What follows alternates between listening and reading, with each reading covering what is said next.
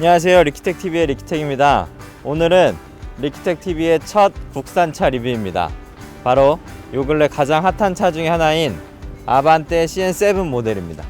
이 모델 같은 경우는 아반떼가 크게 세 가지 옵션으로 출시가 됐는데요. 스마트 모델, 그 다음에 모던 모델, 그 다음에 인스퍼레이션 모델이 있는데, 이 모델 같은 경우는 인스퍼레이션 풀 옵션 모델입니다. 그래서 풀 옵션을 선택하시게 되면 고를 수 있는 옵션이 두 가지 있는데, 위에 이제 썬루프를 옵션을 선택하게 될 수 있고, 아니면 이제 휠, 요 두 가지만 이제 더 선택이 가능한 옵션이고요. 이 차량 같은 경우는 17인치 휠을 옵션으로 선택을 하고 썬루프는 선택하지 않았습니다. 그걸 제외한 나머지 모델 같은 경우는 모든 아반떼를 구매했을 때 구입 선택할 수 있는 옵션이 다 들어가 있는 차량입니다. 자, 차량 전면부부터 리뷰를 한번 해보도록 할게요. 천천히 살펴보도록 하겠습니다. 저희가 이제 번호판을 가리기 위해서 이렇게 좀 해놨고요. 우선 이제 그릴 같은 경우 보면은 이제 사실 요 앞부분이 이슈가 많았어요. 얘기가 많았고, 예전에 왜냐면은 이 전 모델이 요 헤드라이트 부분 때문에 삼각대라고 되게 못생겼다 이런 오명을 많이 받았었는데, 이번 앞모습 같은 경우는 정말 너무 현대적으로 잘 나왔습니다. 이게 눈이 이렇게 쫙 뒤로 뻗어가면서 이렇게 딱 잘렸던 그 삼각대의 오명을 벗었고요. 그릴 같은 경우도 그 요즘 최신 그 현대에서 볼 수 있는 그 그랜저라든지 이런 모델에서 볼 수 있는 이런 느낌 있는 그릴을 채용하였고, 여기 같은 경우는 크롬으로 몰딩이 돼 있어서 거울처럼 이제 비치기도 하고, 그 다음에 요 제일 중요한 게 요 현대 마크가 위로 좀 올라와서 디자인적인 변화가 있고, 여기는 플라스틱으로 이렇게 되어 있고, 본네트는 다시 원래대로 되어 있습니다. 그래가지고서 이런 앞에 이런 모습이 디자인적으로 선을 굵게 이렇게 넣어줘가지고 되게 차를 실제로 봤을 때 이 차도 예전에 저희가 리뷰했던 다양한 차량들처럼 실물이 훨씬 낫습니다. 이 사진 같은 경우는 이 차를 봤을 때 너무 사이버틱한 거 아니냐, 너무 각이 진 것 같은 느낌이 드는데, 실제로 봤을 때는 그런 각의 짐이 이따 옆모습 리뷰를 하면서 말씀을 드리겠지만 좀 부드럽게 표현이 되어 있고, 이 차 색상 같은 경우는 아마존 그레이 색상인데 색상도 고급스럽게 잘 나온 것 같습니다. 이어서 차량의 휠과 옆모습을 한번 살펴보도록 하실게요.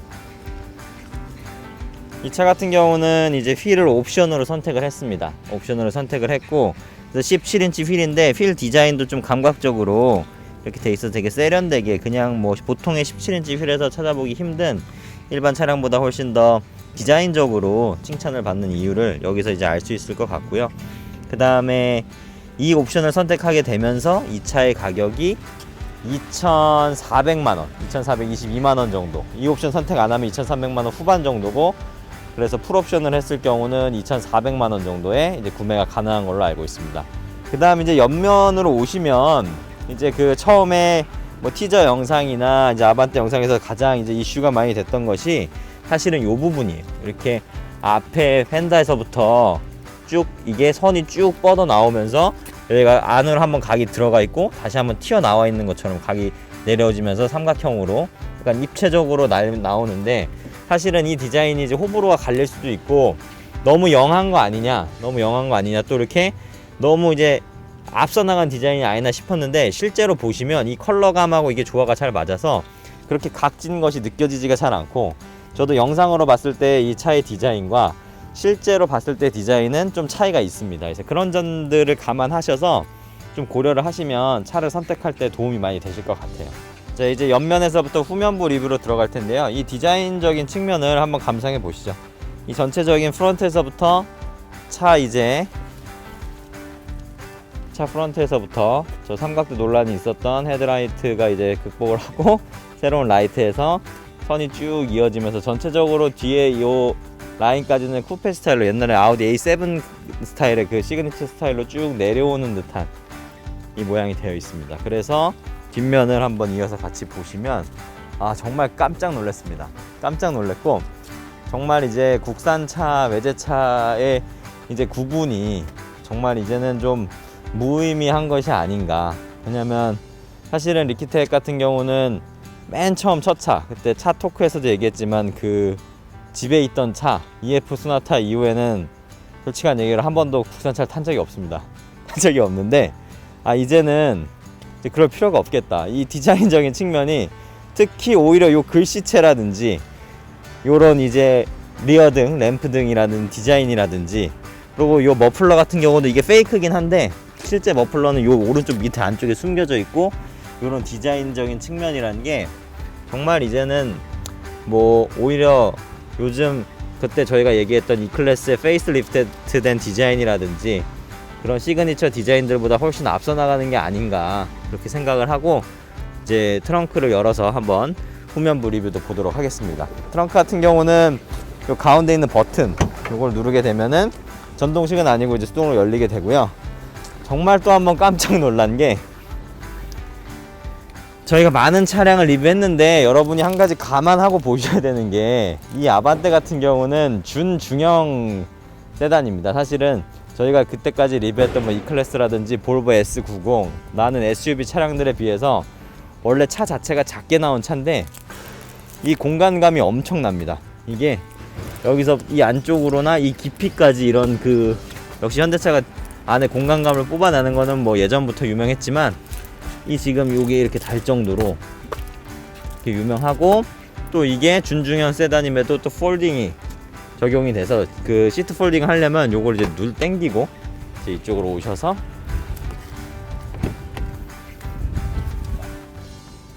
그다음에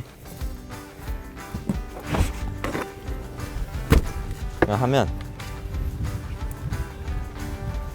또 어마어마한 공간이 생기게 되죠. 이렇게 여기서부터 여기까지 요 6대4 폴딩이 전체가 되기 때문에 뭐 요거 폴딩까지 하면은 뭐 스키를 신는 거라든지 골프백이든지 뭐 공간 측면에 있어서는 뭐 대형차 부럽지 않게 저희가 사용할 수 있지 않을까 그렇게 생각이 됩니다. 요 부분까지 당기면 뭐 공간감이 저희가 XC90 리뷰할 때 제가 여기 누웠었는데 일로 뭐 들어가도 거의 뭐 이렇게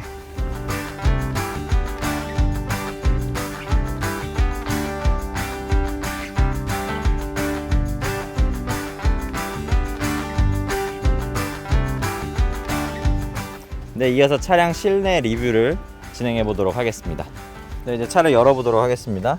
스마트 키가 적용돼서 탑승해 보도록 하죠. 이 차량 같은 경우는 시트 색상이 이제 모던 그레이입니다. 근데 이제 정말 그 인테리어 측면에서도 정말 깜짝 놀랐습니다. 여기 우선 앰비언트 라이트가 적용이 되어 있고요. 그 다음에 이 앞에 이제 계기판 같은 경우도 풀 LCD로 적용이 돼 있어가지고 내비게이션이라든지 이렇게 다 전자식으로 되어 있고, 요게 또 이번에 혁신적인 디자인이죠. 요쪽에 이렇게 가림막이 이렇게 있고, 기어봉이라든지 뭐 컵홀더, 그 다음에 요 안에 실내 수납 공간 등 이런 것까지 뭐 정말 이제는 칭찬을 아니 할 수가 없다. 정말 아반떼가 사실은 뭐 사회 초년생이 타는 차, 아니면 저희가 리뷰했듯이 사회 초년생 첫 차나 뭐 준중형급, 약간 중형급으로 하기 부담스러울 때 타는 차여서 아쉬운 점이 많았었는데, 뭐 디자인적인 측면이나 인테리어적인 측면도 이제는 뭐 대형차나 고급형 차에 이제 뒤지지 않는다, 이렇게 볼 수 있을 것 같습니다. 이어서 2열 공간을 한번 보시도록 하겠습니다.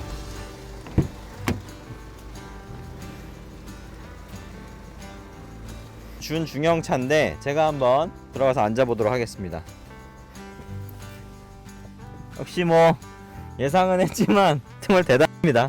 이 앉았는데 무릎 2개 반 이상 들어가고, 이제 가운데로 오시면 뭐 가운데 시트감 공간이라든지 뭐 확실히 국산차가 외제차, 여러 다양한 외제차들에 비해서 이런 2열 공간은 우위를 점하고 있는 것 같아요. 이거는 뭐 저희가 객관적으로 뭐 현대차에 손을 들어봐 줄 수밖에 없을 것 같습니다.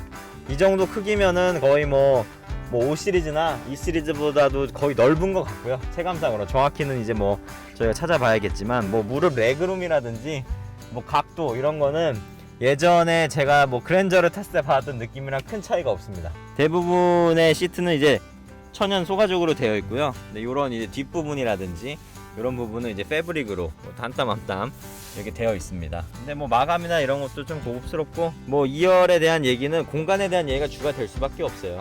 차라는 것이 원래 이동 수단이고 뒤에 이제 사람을 이제 모시고 이동을 하는 거기 때문에 이 공간감이 제일 중요하다고 저는 개인적으로 생각합니다. 그래서 근데 그런 점에서 좋은 점수를 줄 수밖에 없다, 이번 차 아반떼 얘기. 자, 이어서 저희가 주행 리뷰를 한번 해볼 텐데요. 시동을 한번 걸고 출발해 보도록 하겠습니다. 버튼 시동키가 이쪽에 있죠. 시동이 걸리면서 LCD 창이 풀 HD로 되어 있고, 오른쪽에 10.25인치 풀 내비게이션입니다. 그래서 이쪽에 시간이나 날씨가 떠 있고, 이제 운전자를 선택을 해서 이제 옵션을 이제 맞출 수 있는 것 같아요. 그래서 이제 골라서 오너서 랩을 하고 주행을 시작해 보도록 하겠습니다. 네, 제가 이제 오늘은 그 조수석에 앉아서 이제 주행 시승 느낌을 한번 말씀드릴 텐데요. 시트 같은 경우는 운전석 같은 경우는 전자석 시트가 되어 있고, 조수석 같은 거는 이제 손으로 수동으로 이제 왔다 갔다를 하게 돼 있어요. 이 차 같은 경우는 이제 시내 주행 같은 경우는 연비가 10에서 13km 정도 나오는 걸로 알고 있고요. 그 다음에 이제 고속도로 주행 같은 경우는 15에서 뭐 최대 17km 정도로 나오는 걸로 알고 있습니다. 그래서 연비도 이제 휘발유 차량인데 굉장히 우수한 편입니다. 아무래도 이제 차의 사이즈나 이런 것들이 좀 이제 최적화되어 있는 게 아닌가 그런 생각이 좀 듭니다. 이 차도 반자율 주행이 된다고? 네, 반자율 주행 가능하고 이제 이 모드 버튼을 누르면은 이쪽 화면에 지금 스마트 크루즈 버튼을 켜져서 네, 놓고 가도 이제 앞에 이제 차가 들어오면은 지금은 44로 맞춰져 있는데 만약에 차가 들어왔다면 그 앞에 차의 속도를 맞춰서 줄여주고요. 공조기 같은 경우는 이렇게 버튼식으로 주로 되어 있고요. 여기 이제 온도 조절할 수 있는 부분들, 뭐 에어컨이라든지 뭐 바람 세기 이런 게 조절이 가능하고, 바람 방향 이런 것들이 다 버튼식으로 편하게 조절할 수 되어 있고, 오토로 맞춰놓으면 되고, 이 버튼 같은 경우는 이제 여기 이제 선풍기 그림이 있는 게 통풍 시트, 파란색으로 이제 쿨함을 나타내고, 이게 열선 시트고요. 그래서 이쪽이 운전석, 이쪽이 조수석에 다 조정할 수 있습니다. 그리고 요 버튼을 누르면 핸들 열선이 작동이 되게 됩니다. 이 전면부 내비게이션 파트를 한번 볼 텐데요. 터치가 됩니다. 지도, 전화, 이제 안드로이드 오토와 카플레이도 다 이제 연결이 되고, 여기 미디어 이렇게 연결이 있고, 이 자연의 소리는 뭔가요? 자연 소리는 이제 그냥 운전할 때 좀 마음이 편안해지라고 넣었던 옵션이라고 그러더라고요. 네. 정말 자연의 이런 소리가 나는 카페 음악을 이렇게 놓고 이런 식으로 하고, 현대가 이제 다양한 시도를 많이 했네. 라디오, 공유 정보 이렇게 되어 있고, 현대 카페인은 뭐죠? 현대 카페인은 지금 이제 아반떼랑 제가 알기로는 G80까지만 지금 딱 적용이 됐다 그러더라고요.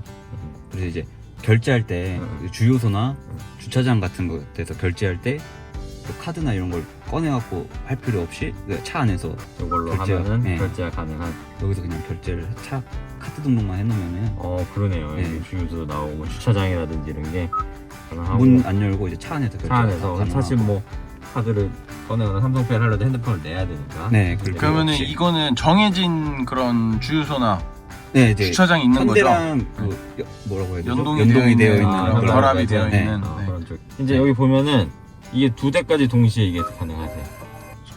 이렇게 하면은 이제 한 대가 이제 갤럭시 S10으로 돼 있고, 지금 두 번째 같은 경우는 이제 리키텍의 아이폰이죠. 소리 한번 들어보시도록 할게요.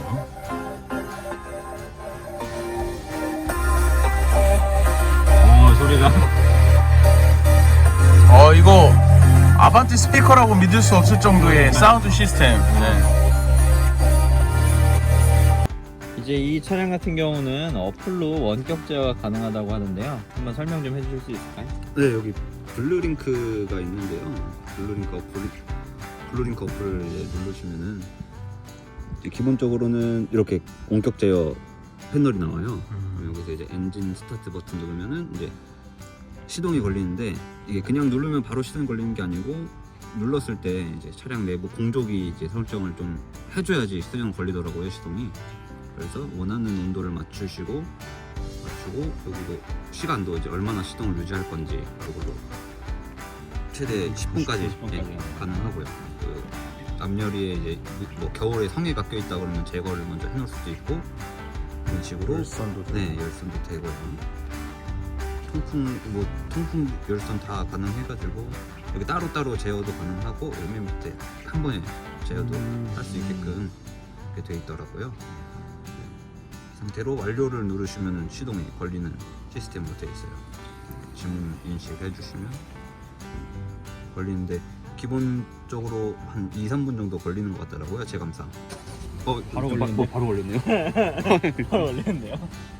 이제 그리고 이제 거기 차량 상태 같은 것도 볼 수 있어가지고 여기 주행 가능 거리가 지금 연료가 얼마나 있는지 하고 시동이랑 도어랑 이거 확인할 수 있는데 지금 이거 새로 고치면 한번 해줘야지 또 가능하더라고요. 네, 이런 식으로 켜져 있고 공조 장치도 켜져 있다고 나와 있는 거고 배터리 상태랑 조명도 나와 있고요. 그리고 닫기 누르면은 여기 맵이 나오는데 오. 현재 자기 위치랑 이게 자동차가 어디 있는지 위치를 GPS로 확인이 가능할 수 있고 그러니까 이게 주차 어디 했는지 기억이 안 날 때는 네. 이걸로 볼 수 있는 그런 거구나. 그리고 차량이랑 이제 스마트폰이랑 이제 갖고 있는 스마트폰이랑 3km 이내에만 있으면 3km. 네 가능하다고. 네, 오늘은 저희가 아반떼 인스퍼레이션 풀옵션 모델을 리뷰를 한번 해봤습니다. 저희의 첫 국산차 리뷰였는데요. 차가 정말 괜찮게 나왔고 또 사회 초년생들이나 이런 가성비를 찾는 분들에게 정말 추천해드리고 싶은 차인 것 같습니다. 오늘은 리뷰를 여기까지 할 것 같고요. 저희가 앞으로도 다양한 차량 리뷰와 이런 것들로 찾아뵙도록 하겠습니다. 구독과 좋아요도 꼭 눌러주셔서 더욱더 리키텍TV 좀 많이 사랑해주세요.